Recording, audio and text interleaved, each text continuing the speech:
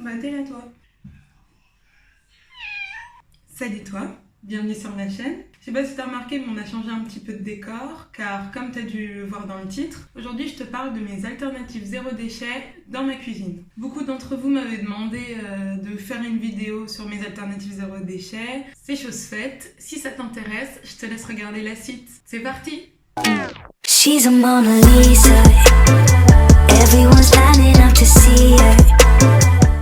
Donc qu'est-ce que j'entends par alternative zéro déchet? Pour moi, c'est des alternatives ou des choses qui vont remplacer des accessoires dans la cuisine ou des éléments dans la cuisine et qui vont me permettre de moins créer de déchets et voilà, qui vont me faciliter la vie. Donc déjà, une chose toute simple, la première, c'est que j'utilise plus du tout de sopalin et on utilise tout simplement des serviettes en tissu, donc je vais te montrer.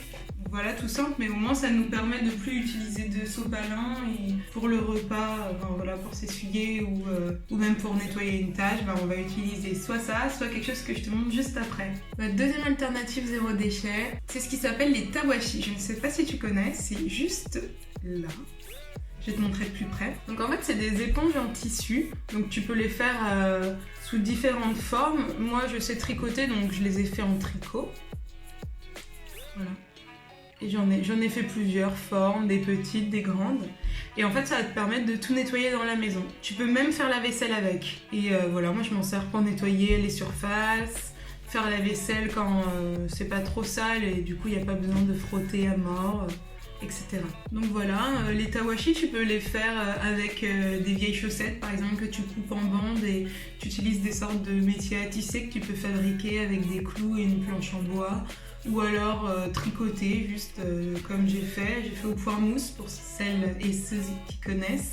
Voilà, c'est bien parce que c'est du recyclage de vieux tissus et puis ça te permet de faire plein d'éponges. Moi j'en ai fabriqué plusieurs et j'en ai mis partout dans la maison, salle de bain, même toilette, etc. Et comme ça je sais que chacune est attribuée à un endroit. Et après pour les laver, c'est super simple, tu les mets à la machine et voilà. Pour continuer autour de la vaisselle, je vais te présenter ma troisième et ma quatrième alternative zéro déchet en même temps. Donc, ce que j'utilise pour faire la vaisselle, c'est une brosse à vaisselle qui est juste là.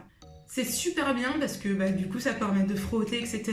D'enlever les salissures des plats quand c'est vraiment incrusté. Donc ça remplace vraiment totalement l'éponge. C'est fait en bois et ce qui est bien, c'est que la tête, peut être interchangeable, donc quand elle est trop usée, moi elle commence mais ça va encore. D'ailleurs je pense que je l'ai depuis bientôt 1 an, donc ça tient super bien. Et du coup quand elle est usée, tu la remplaces, c'est en bois, donc c'est-à-dire que ça va être très bien recyclé, etc. C'est des fibres qui peuvent être compostées en fait par la suite. Voilà, c'est ma petite alternative zéro déchet aux éponges et c'est cool. Je vais pas te mentir, j'utilise encore quelques éponges, mais c'est celles qui me restent en fait des anciens stocks que j'avais. Et je les utilise pour nettoyer vraiment les trucs sales pour le moment. Et puis après, elles disparaîtront totalement de chez moi. Et donc ma quatrième alternative zéro déchet, c'est ça. C'est-à-dire que c'est un savon de Marseille véritable. Et ça me sert de liquide vaisselle. Je fais la vaisselle avec ça. En fait, j'ai juste, pendant la vaisselle, à frotter ma brosse dessus. Ça mousse, bien sûr. Et après, je nettoie mes plats avec. Ça nettoie super bien, ça laisse pas de fini gras, ça laisse pas de filtre blanc. Et voilà en fait, et du coup c'est super bien. Quand c'est terminé, qu'il reste que des petits bouts, et mon chéri après il fait un savon pour les mains avec. Donc c'est vraiment zéro déchet et on est trop content d'utiliser ça. C'est vraiment, je trouve, ma meilleure alternative zéro déchet de la cuisine, quoi. J'adore, je suis trop contente.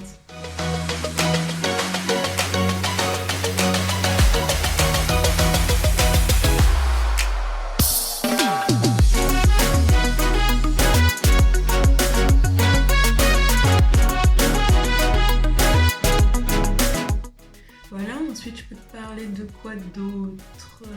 Ah oui, ma cinquième alternative zéro déchet, mais je pense que tu dois connaître peut-être si tu commences à t'intéresser à tout ça. C'est des feuilles d'emballage alimentaire à la cire d'abeille. Donc c'est à la cire d'abeille, donc c'est pas vegan, mais voilà, ça se présente sous cette forme-là.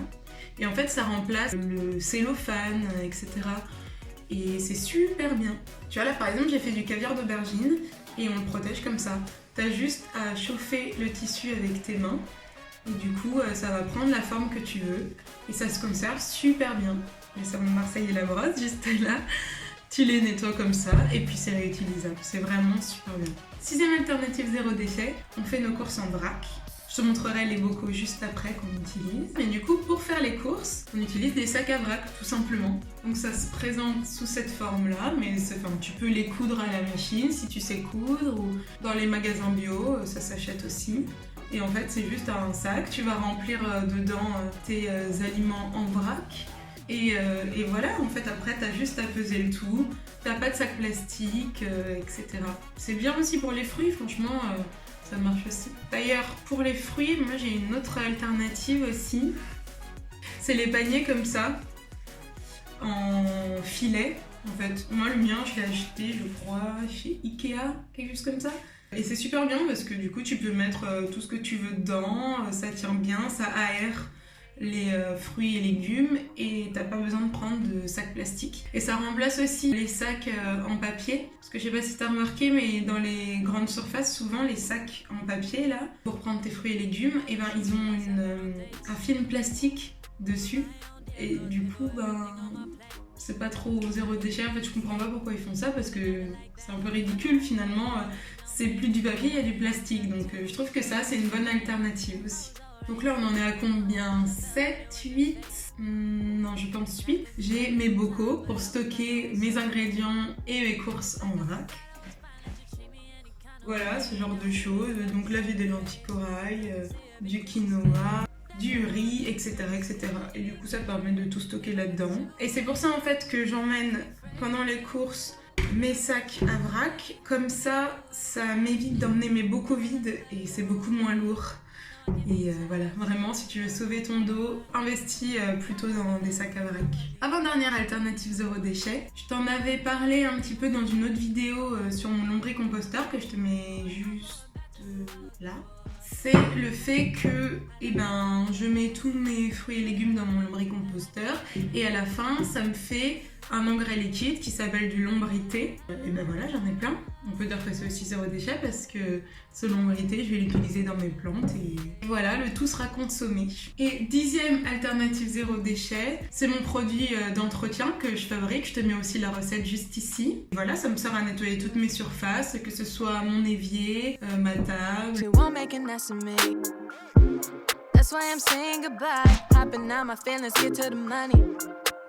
Voilà, je crois qu'on a fait le tour. N'hésite pas à me dire si tu as aimé la vidéo.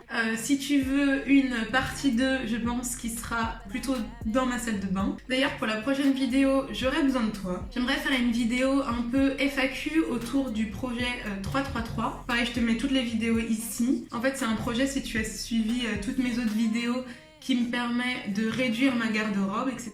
Je voulais savoir si tu avais des questions autour de ça et j'aimerais bien y répondre dans une prochaine vidéo. Donc, toutes les questions que tu as, mets-les-moi en commentaire. Tu peux aussi me les poster sur Instagram, donc mon pseudo c'est elle et toutes les autres. Si tu veux me soutenir, mets-moi des petits pouces bleus, des petits commentaires, etc. Ça me fait toujours super plaisir. Bon sur ce, on se dit à très bientôt. Mouah. Bye bye.